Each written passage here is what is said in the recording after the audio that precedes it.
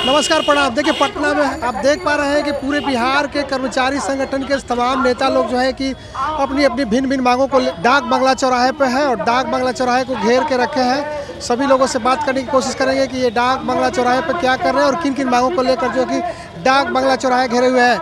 हमारे साथ में रणविजय सर है, बात करने की कोशिश करते हैं। किन बातों को लेकर सर यहाँ पहुँचे हुए आप? ये देश के विभिन्न ट्रेड यूनियनों एक्टू सहित 10-12 केंद्रीय ट्रेड यूनियन और संयुक्त किसान मोर्चा के संयुक्त आह्वान पर आज देश भर में अखिल भारतीय हड़ताल और ग्रामीण भारत बंद है। और ये हड़ताल और भारत बंद ये पुराने समय से ट्रेड यूनियनों का चलता आ रहा है, जब कांग्रेस की सरकार थी।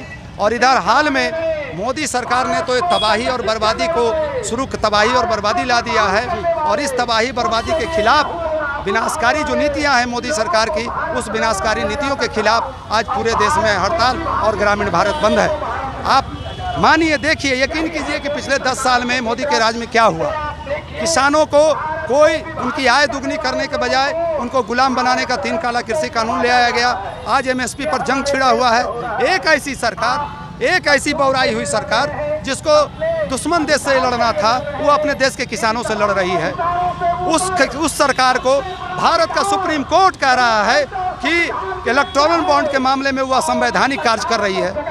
तो जो देश की पूंजी के साथ इतना बड़ा असंवैधानिक कार्य कर सकता है, वो नीतियों के मामले में कितना भ्रष्ट और पतित सरकार है।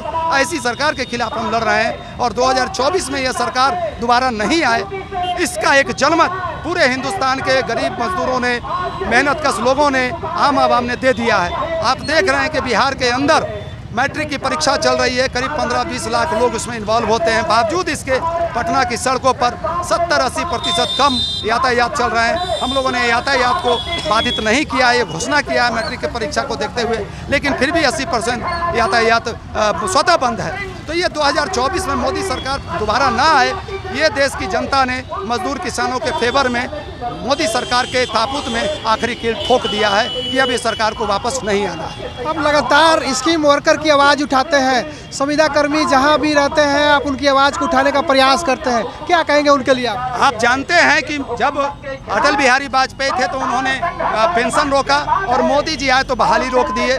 आज बहाली अग्निवीर जैसी सेना के मामले में भी इस सरकार ने सेना को भी नहीं छोड़ा और अग्निवीर लेकर के चले आए। आज संविदा कर्मी हो चाहे स्कीम वर्कर हो, 1 रुपया, देश में करोड़ों स्कीम वर्कर हैं, महिलाएं हैं, उनके सस्ते श्रम की यह सरकार लूट कर रही है। जो घर में चौका बर्तन करने वाली महिलाएं हैं, उनको खाना बनाने का काम दे दिया। यह सरकार देती क्या है? 1000 रुपया। क्या उनके लिए महंगाई 10 साल में नहीं बढ़ा? क्या उनका बाल बच्चा नहीं बढ़ा? उनके लोग पढ़े लिखेंगे नहीं? उनके गरीब के बाल बच्चे गरीब रहें, वो मजदूर रहें, ये व्यवस्था की जा रही है मोदी की तरफ से। तो इसका हम मुखालफत कर रहे हैं। सरकारी कर्मचारी घोषित करने की मांग, लंबी मांग है देश के तमाम करोड़ों स्कीम वर्कर का, लेकिन यह सरकार नहीं कर रही है। क्यों नहीं कर रही है? किसानों, मजदूरों के लिए 4 श्रम कोड लेकर के कोरोना के समय में, जब पूरा देश कोरोना से लड़ रहा था, मानवता की सेवा कर रहा था, तब यह सरकार देश के करोड़ों मजदूरों का कानूनी अधिकार छीन करके 44 श्रम कानून को, 4 श्रम कोड मजदूरों को गुलाम बनाने के लिए ले आए। जैसे 3 कृषि कानून लेकर के आए, काला कृषि कानून लेकर के आए। तो इसका विरोध हम कर रहे हैं, इसका मुखालफत कर रहे हैं। इस सरकार से हमको कोई उम्मीद नहीं है। इस सरकार को जाना है, इस सरकार को विदा करना है 2024 में। यह अपील, आह्वान हम देश से करने के लिए आज हम ग्रामीण भारत बंद और हड़ताल कर रहे हैं। तो देख पाए थे कि डाक बंगला पे इस समय जो है कि केंद्र सरकार की नीतियों के खिलाफ सभी लोग एक आवाज़ उठा रहे थे और अपनी बातों को हमारे चैनल के माध्यम से रख रहे थे। ASB आज तक न्यूज़ के लिए मैं विनोद सिंह, पटना डाक बंगला चौराहा से। Thank you.